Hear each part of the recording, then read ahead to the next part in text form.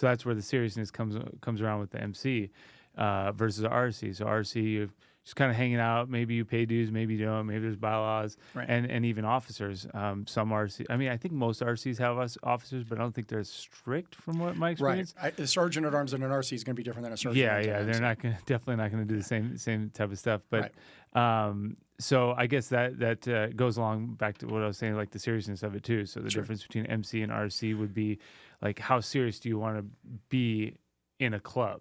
If you just want to hang out, RC maybe, and then if you really want to get into it, get in the lifestyle, the culture, MC is probably more of the way to go.